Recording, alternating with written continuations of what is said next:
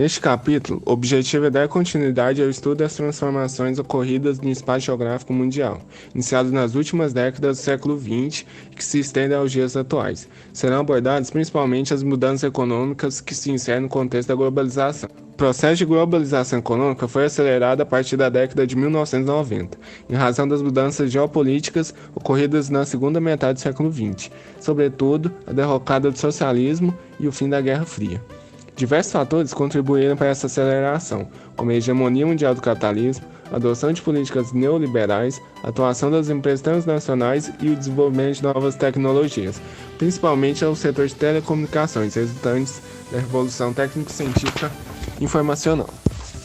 Na década de 1980 e, sobretudo, na década de 1990, as expressões globalização, originada da palavra inglesa globalization, e mundialização, proveniente do francês mondialisation, passaram a integrar as discussões sobre os rumos da economia e da sociedade mundiais.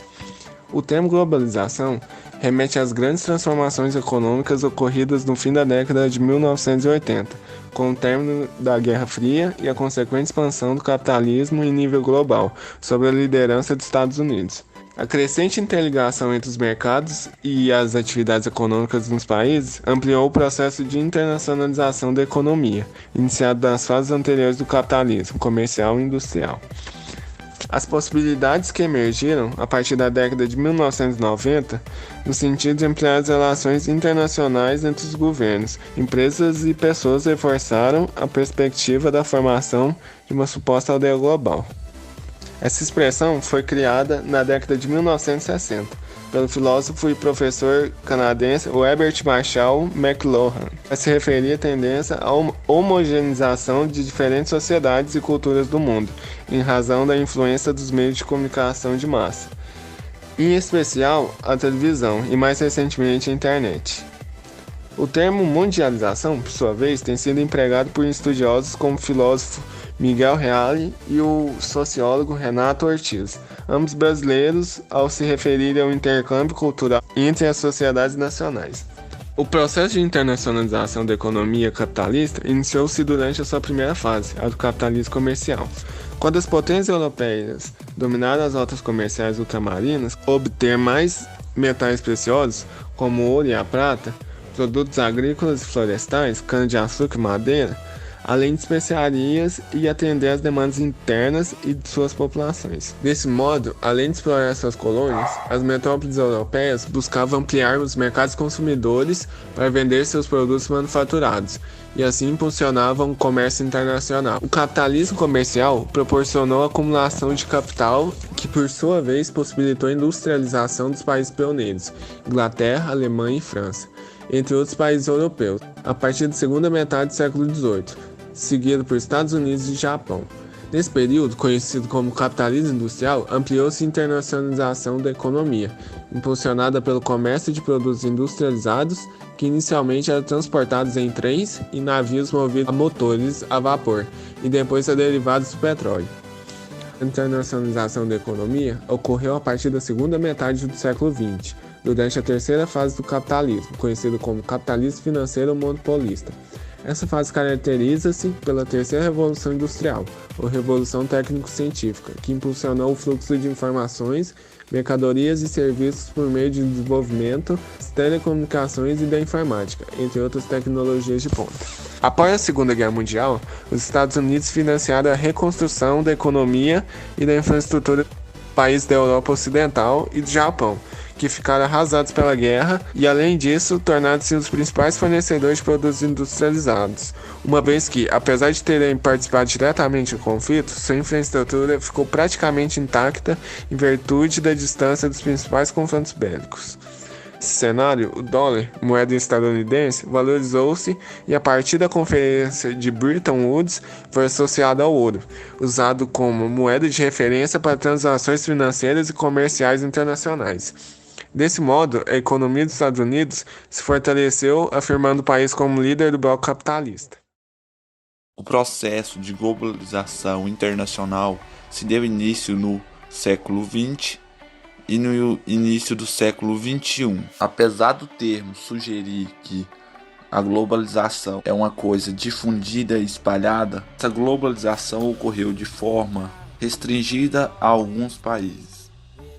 Isso tudo graças ao econômico capitalista, que proporcionou uma maior difusão da internalização da globalização. Com o crescimento da globalização, favoreceu para a difusão de um dos princípios econômicos do liberalismo econômico, o livre comércio. No contexto da globalização, o livre comércio é entendido como um conjunto de medidas para a abertura de um mercado comum, que visa facilitar a compra e a venda de produtos entre diversos países, isto é, a liberação do comércio.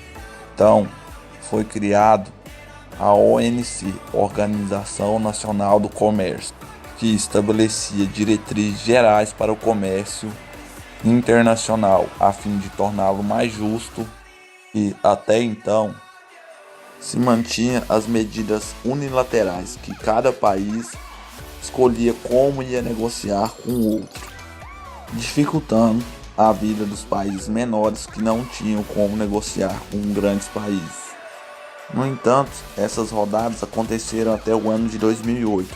Com o advento da crise de 2008, os países e blocos econômicos adotaram medidas protetivas para evitar os impactos da crise. Em 2016, ainda não havia ocorrido nenhuma nova reunião. O fracasso das reuniões da ONC é atribuído ao protecionismo econômico, que tomou conta da maioria dos blocos econômicos e de alguns países.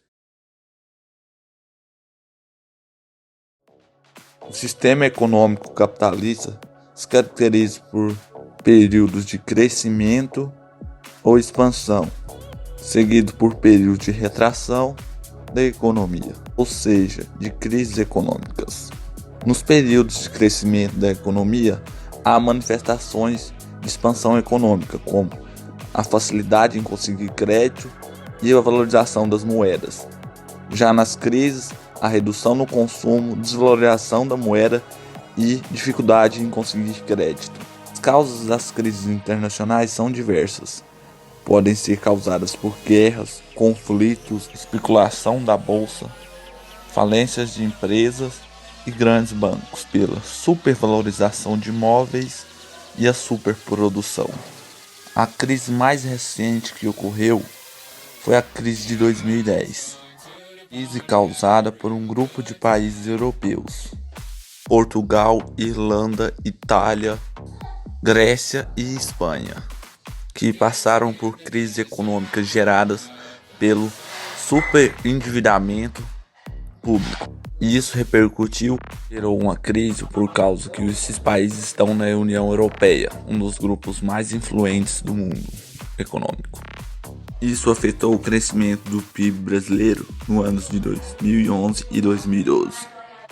Uma contradição que surge no período de crise é o papel do Estado. Se, de um lado, o neoliberalismo emprega a não intervenção do Estado na economia, por outro lado, o governo interfere em empresas e outras instituições como bancos para evitar falências dessas empresas. Em decorrência disso, grandes somas de dinheiro público é investido em empresas privadas. A alegação que se essas empresas falirem, gerariam grandes prejuízos socioeconômicos, em razão do consequente desemprego. Trata-se, portanto, de uma iniciativa governamental que necessita de um grande debate para direcionar os recursos públicos de uma forma democrática e justa, em benefício de toda a população. A globalização da economia aumenta a concorrência entre empresas, que passam a disputar o mercado em escala mundial, algo normal no capitalismo. Porém, esse fenômeno gera mudanças nas relações de trabalho, geralmente negativa para o trabalhador. Para competir internacionalmente, as empresas passam por um processo chamado reestruturação. Esse processo tem como objetivo principal tornar as empresas mais flexíveis e reduzir os custos para que possam se manter em um ambiente econômico marcado pela instabilidade do mercado e pela intensa competitividade internacional. Porém, esse processo não é homogêneo e acaba afetando diretamente as relações de trabalho, uma vez que exige que o trabalhador seja flexível e multifuncional, ou seja, necessita de trabalhadores extremamente especializados. Com a empresa visando somente os lucros, acaba ocorrendo a precarização do trabalho, ou seja, como a contratação ou subemprego, ou seja, formas de emprego com base em contratos de trabalho por tempo limitado, geralmente mal remunerado e com jornadas de trabalho superiores à que são permitidas por lei, ou seja, 8 horas diárias. Outro modo de precarização da mão de trabalho é a alta rotatividade e mobilidade de mão de obra, ou seja, isso facilita o empregador a despedir e contratar novos empregados, ou seja, vai ter um grande fluxo de empregados vindos e saindo da empresa. Nota-se, portanto, que o crescimento econômico no mundo globalizado vem acompanhado da precarização do trabalho, as consequentes exclusão da maior parte dos trabalhadores dos benefícios gerados por esse crescimento. Essas contradições se refletem territorialmente, podemos identificar nas diferenças socioeconômicas regionais do espaço geográfico mundial e na divisão internacional do trabalho. As desigualdades regionais se tornam cada vez mais visíveis, sendo ela entre países, regiões ou regiões dentro de um mesmo país. Essas desigualdades são perceptíveis em todos os processos históricos importantes, como a Revolução Industrial, a época das grandes navegações, as colonizações, e ela é basicamente um país, uma região predominante sobre outra região menor com menos recursos. Essas relações de comando e subordinação econômica é entendida também pelos planos políticos e militares. E de acordo com o sociólogo estadunidense Emmanuel Wallerstein, pode ser entre 3 categorias de países ou regiões, que seria o centro, formado por países com a maior parte dos excedentes de cadeia produtiva. Eles produzem e difundem tecnologia, como no setor da informática, da informação e da biotecnologia. Exemplos desses países seriam Estados Unidos, Alemanha, Inglaterra, França. Há também os países semi-periferias, que estão em situação intermediária e, portanto, apresentam condições favoráveis para absorver parte dos excedentes, ainda que muitas vezes apenas em setores específicos de atividades econômicas. Países semi-periferias são o Brasil, a Argentina, a África do Sul, Índia.